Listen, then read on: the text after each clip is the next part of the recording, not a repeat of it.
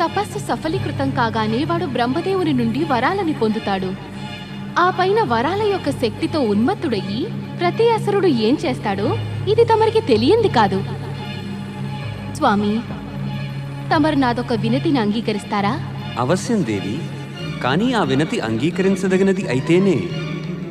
తమరితో ఉంటూ నేను ఒక విషయం బాగా తెలుసుకున్నాను.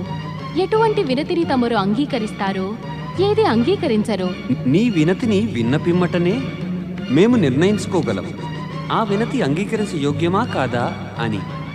అయితే స్పష్టంగా చెప్పండి, తమరు నా వినతిని అంగీకరించరు అని. ఎందుకంటే సృష్టి పరిపాలకులు ఇంకా సర్వజ్ఞులు అయినందువల్ల తమరికి తెలిసిపోయింది నా మనసులో ఏముందో. ఇక మేము ఈ ప్రశ్నోత్తరాలలో వ్యర్థంగా సమయాన్ని వెచ్చించక స్పష్టీకరిస్తున్నాం.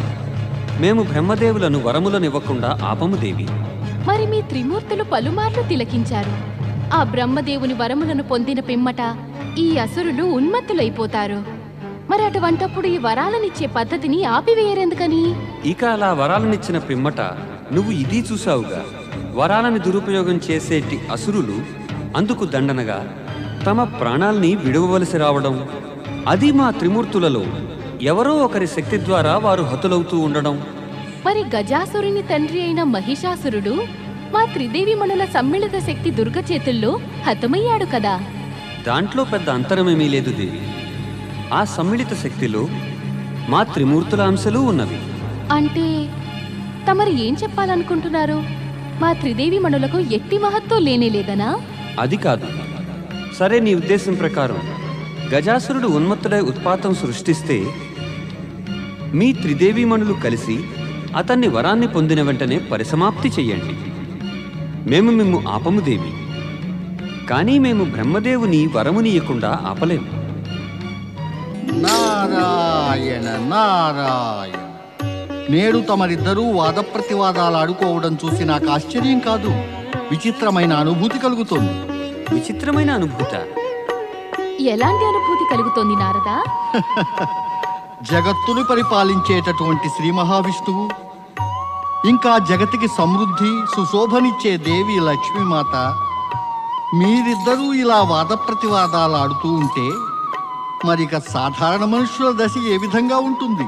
నారాయణ నారాయణ. సాధారణ మనుషులది కాదు, పతి పత్నుల మాట చెప్పు నారదా. పతి మరి తన పత్ని ఇచ్చకి విలువని ఇవ్వకపోయినట్లయితే వాద ప్రతివాదాలు మొదలవుతాయి. ఇది అనాదిగా వస్తున్న సృష్టి నియమము. నీవు నిజం చెబుతున్నావు దేవి. అందుకే మరింక మారాడక ఈ వాద ప్రతివాదాన్ని అంతం చేస్తున్నావు.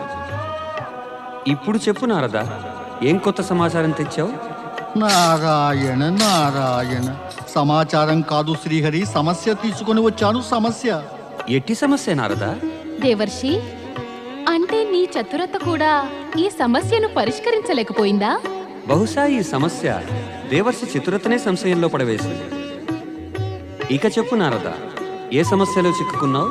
శ్రీహరి, తమరికి తెలుసు కదా, పరమపిత బ్రహ్మదేవులు గజాసురుని తపస్సుకు ప్రసన్నులయ్యి అతనికి వరాలు అవశ్యం ఇస్తారు. అవశ్యం ఇస్తారు నారదా. మేము మా దేవి లక్ష్మి ఇప్పటిదాకా ఇదే చర్చిస్తూ ఉన్నాం.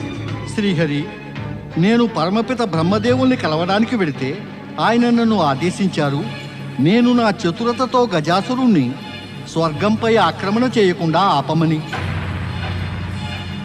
మరి బ్రహ్మదేవులు కనీసం ఒక్కమారు కూడా అనలేదా ఆ దుష్ట గజాసురునికి వరాలని ఇవ్వనని? లేదు మాత.